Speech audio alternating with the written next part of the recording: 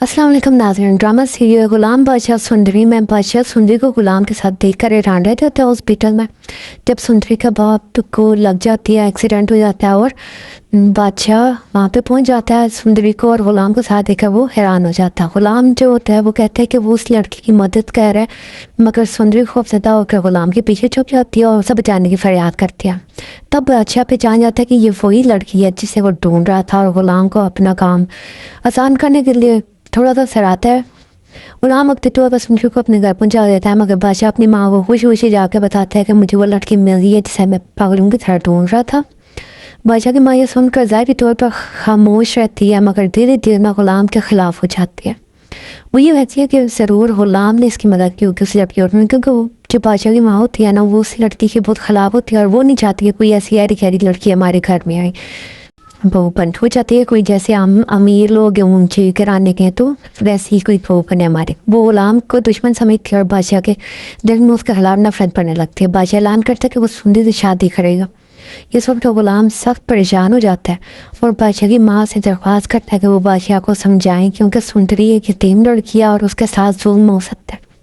बादशाह की माँ मौका पाकर साजिश करती है और अपने बेटे से झूठ बोल देती है कि ग़ुलाम और सुंदरी एक दूसरे को पसंद करते हैं, इसलिए ग़ुलाम नहीं चाहता कि तुम उसके साथ शादी करो, लिहाजा अब मैं क्या करूँ, तुम मुझे। तो बादशाह अगर जब था में यकीन नहीं करता, मगर हालात उसे ऐसे शक में मुतला कर देते हैं कि उसे यकीन करना पड़ ही जाता है। दूसरी तरफ ग़ुलाम पूरी कोशिश कर रहा होता है कि सुंदरी को इस अंजाम से बचा सके। वो बादशाह के सामने सच बोलता है और याद दिलाता है कि सुंदरी उसके बाप की अमानत है, लेकिन बादशाह गुस्से में आ जाता है और माँ की बातों को याद करते हुए ग़ुलाम पर मुनाफिकत का इल्ज़ाम लगा देता है कि तुम वही मुनाफिक, तुमने मेरे साथ गद्दारी की है। वो दोस्ती तोड़ने की धमकी देता है और अपनी आदमियों को हुक्म देता है कि सुंदरी को ज़बरदस्ती ली है। ग़ुलाम डर कर कहता है कि अगर ऐसा हुआ तो सबसे पहले उसे मारना होगा।